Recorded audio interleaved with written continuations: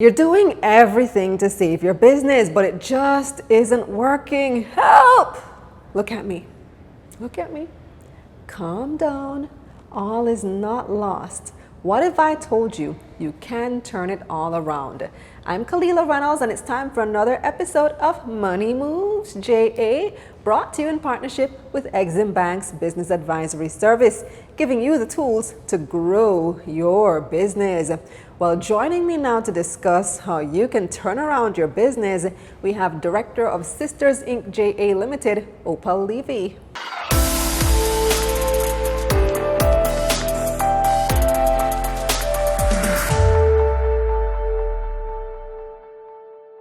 Hi, Opal. How are you?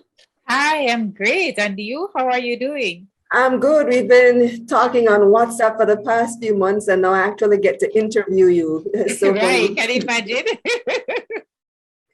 all right. So I'm talking to you today about something that I hope I never have to consult to you personally about. But Well, I don't mind. I have to make money, right? yes, exactly. So we're looking at the issue of businesses failing and how we can turn it around. So what makes a business fail? Kalilah, there's so many reasons. There's so many reasons. The first one, though, that I would like to pull is low sales. It speaks for itself. But low sales comes from a number of different factors, right?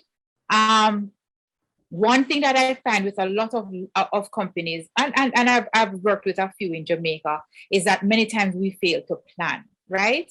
Right. When you have a strategic plan in place, right, and you have an idea as to how much revenue you want to make for that particular year or 3 years or 5 years, what you have to do, you have to make sure that you're working with your sales representatives. You have to be understanding what is happening in the market.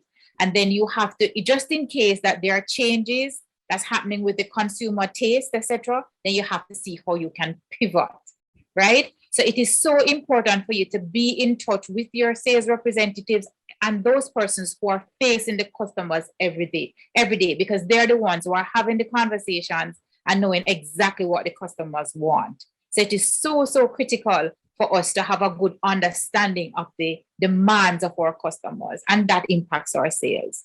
Right. So that means understanding the customer, like you said, is extremely important. Would you say that not understanding your customers contributes to why some businesses fail? Oh, definitely. The core of every single business, Kalilah, is for you to solve a problem. And the problem resides with the customer. So if you're in business and you are solving a problem that the customer does not have, you're going to have a problem because the customer does not see it as a solution, right? So therefore, it is so important, Kalilah, that when you're starting a business from the outset, you can't sit in your room with your laptop and say, oh, this is a lovely business idea. And you have to go out, you have to talk to your customers, you have to understand the problems that your customers are having, and then see if the solution that you have, thus crafted, is a real solution for the customer, or you might need to pivot, or you might need to change it in some way. So that is very critical, that you're actually solving a problem. You know, I think you hit the nail right on the head, Opal, because so many people start businesses not necessarily to solve any problem, but just because they need an income.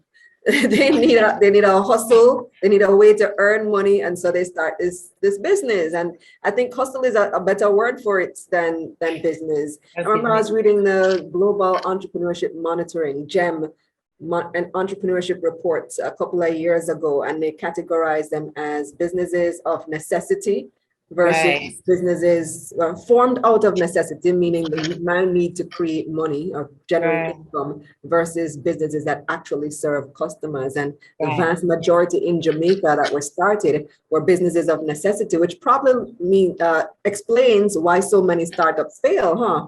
That is so true. One third of all businesses fail within the second year. 1/3. By the second year. That's a lot, yeah. And so therefore, it is so important that everybody, if you're going to start a business, and then you can mimic another company, So there are many companies that will start up and say, okay, I'm going to sell bottled water. So you're already in the space of someone who has identified a problem and have come up with the solution. And so you're just tapping into that. But if you're going to start from beginning, come into the market with a new product, etc., you have to then have a good understanding of what the customer wants and how you're going to solve that problem. All right. So if your business is in trouble, how do you turn it around? Wow. That's a big question, Kalilah. Yeah. So there are a number of things that you need to do. So if we go back to the point that we just made, is that you then need to go back and do some research and ascertain whether or not you're solving the right problem, right? Also, if your company is in problem, you also need to look at how are you spending. All right. How important is it for you to be spending on brand new equipment? Why not go to eBay or somewhere and get some second-hand equipment in order for you to be able to carry out the activities that you need to carry out? You also need to look at if you are spending monies in the wrong places, or if you are using the monies from the company outside of your salary for your own personal means. And that is a significant problem that we have with small businesses, where persons don't say, okay, my salary is X amount per month, and that is what I take. So they keep taking monies from the company without plowing back money into the company. And as such, you have a problem. That is super important to note. Yes, pay yourself a salary as early as possible. Set an established amount that you should take monthly. That is so true. Right. You also have to look at the kind of credit that you're using. So say, for example, you go to the bank. Don't just say, okay, I need some money, and you go to the bank and you get a loan. There are different types of loans. And a particular loan product based on the type of company that you have can also impact you negatively, right? So whether you take an operating line versus a credit card versus a term loan, all of those are different types of structures and they operate differently.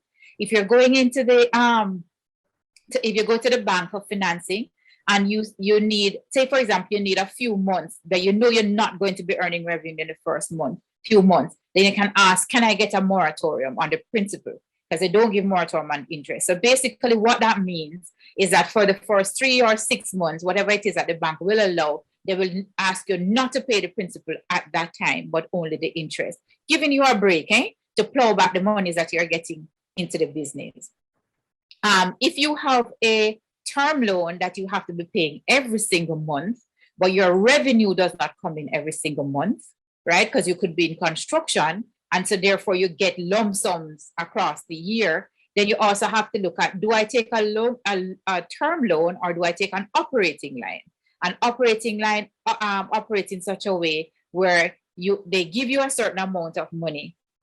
You pull it down in tranches, but you only pay back. You only pay interest on the amount that you pull down, right? And then you don't have regular payments within the year. You must be lodging back funds to the operating line, but they are not specific monthly payments. So that again is also something that you have to think about when you're actually going for a loan for the bank in order to get financing for your business. Those are excellent points. What about marketing? Some people feel like, oh, all I need to do is just get more marketing out there, do some Facebook ads or get some ads on the radio or television, and that will change things. And it won't, because many times you have to have a good understanding, Kalilah, as to who your target market is. So if you just jump on social media or you just go and do some ads without having a good understanding of what who your target market is, you're going to be running into problems also.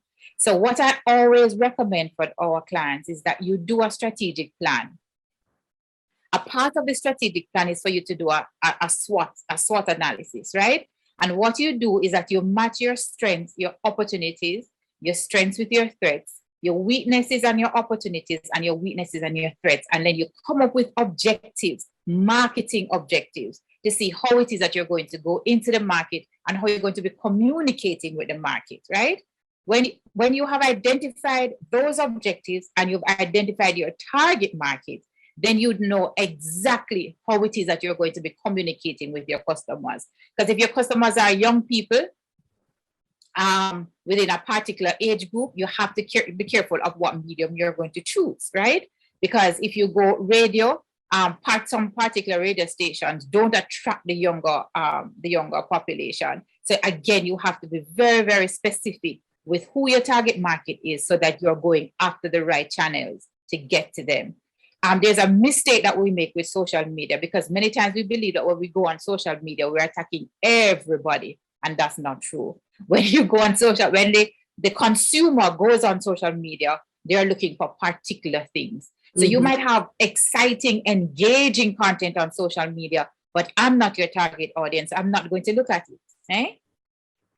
But if you are, so you have to make sure that the content is also specific to the person. Well, the beauty of social media is that it allows you to really target that audience. So when you're using it, you can check your analytics to see who's actually watching my content, engaging with my content. And then when you're buying ads on social media, it allows you to be very specific with who you want to see the ads. So that's great advice, Opal. Right. So it is very, very important, Kalilah, that we spend a lot of effort, because marketing gives you the greatest return on investment. And so that is how critical marketing is. So you have to make sure that you're really looking at those P's in marketing. I mean, we talk about them all the time. And let me tell you, business is very, very important. The study of business is very important. A lot of people, it's easy. I don't have to study books or read. As an entrepreneur, you have to read a lot, because there are so many things changing in our environment. There are so many new studies coming out. So you have to keep abreast of everything that is happening in the environment to allow you to understand how it is that you're going to position your product to the right person at the right time in the right place. Great advice. Thank you so much, Opal. How can people reach you there at Sisters Inc.? Well, at Sisters Inc., you can actually email us at sistersinc1971@gmail.com. Our social media handle is sistincja, and my telephone number 876-431-8823. Awesome. Thanks again, Opal. You are so welcome. Pleasure speaking with you.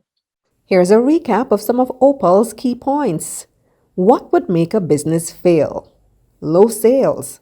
Not being in touch with your sales representatives who are in touch with your customers, not doing research, and business owners continuously taking money from the company to meet personal needs rather than setting a consistent salary. So how do you turn it around?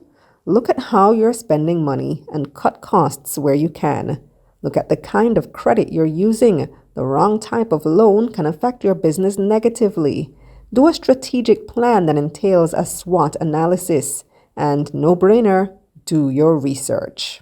And that's it for this episode of Money Moves JA, brought to you in partnership with EXIM Bank's Business Advisory Service, giving you the tools to grow your business.